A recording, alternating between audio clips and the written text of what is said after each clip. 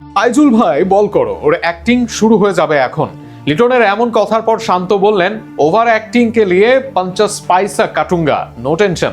শুধু কি তাই, স্টাম্পের পেছনে দাঁড়িয়ে রিজওয়ানকে দফায় দফায় স্লেজিং করেছেন শান্ত লিটন।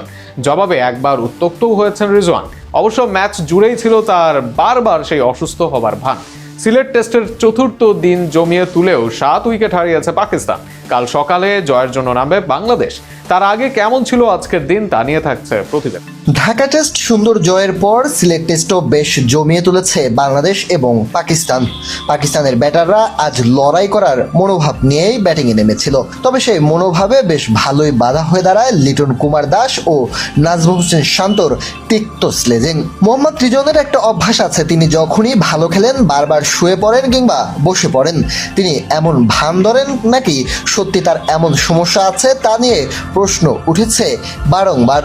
তবে আজ রক্ষা পাননি শান্ত আর লিটন কুমার দাসের থেকে। যখন বারবার সাইড স্ক্রিন নিয়ে অভিযোগ তুলছিলেন রিজওয়ান, তখন লিটন কুমার দাস প্রশ্ন তোলেন বারবার ওদিকে না তাকিয়ে ব্যাটিং করো এদিকে তাকিয়ে।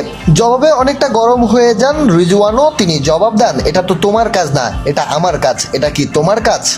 লিটন কুমার দাস বলেন, খেলেন খেলেন। কিছুক্ষণ পরেই পেছন থেকে লিটন কুমার দাস বলেন, তাইজুল ভাই বল করো, ওর ওভার অ্যাক্টিং এখন শুরু হয়ে যাবে। পাশ থেকে নাজমুল হোসেন শান্ত বললেন, ওভার অ্যাক্টিং কে লিয়ে 50 পয়সা কাটুঙ্গা, অর্থাৎ ওভার অ্যাক্টিং এর জন্য 50 টাকা কাটা হবে। এভাবেই তিক্ত স্লেজিং চলতে থাকে একের পরে এক। কিছুক্ষণ পর শান্ত আবারও বলেন, টিম মে জায়গা পাক্কি হে ইসলিয়ে ইতনা বাত বল রাহা হে, অর্থাৎ টিমে জায়গা পাকা হয়েছে এই রান করে, তাই এত কথা বলছে মোহাম্মদ রিজন।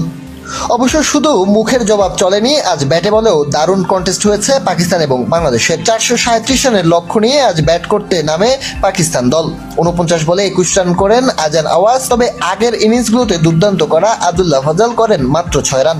তবে অধিনায়ক শান মাসুদ আজ 71 রান করে ফেরেন তাইজুলের বলে। বাবর আজম তাকে সঙ্গ দেন 47 রান করে। এরপর শোদ সাকিল 6 রান করে ফিরলেও দুর্দান্ত পার্টনারশিপ করেন সালমান আলী আগা। 102 বলে 71 রান করেন, আর তার সঙ্গে মোহাম্মদ রিজন অপরাজিত আছেন 75 রানে। তবে সালমান আলী আগার উইকেটের পর হাসান আলী ফেরেন 0 রানে, তাকেও ফেরান তাইজুল ইসলাম। বেলা শেষে 316 রান করতে 7 উইকেট হারিয়েছে পাকিস্তান দল। পিছিয়ে আছে এখনও 121 রান এবং বাংলাদেশের জয়ের জন্য প্রয়োজন মাত্র 3 উইকেট।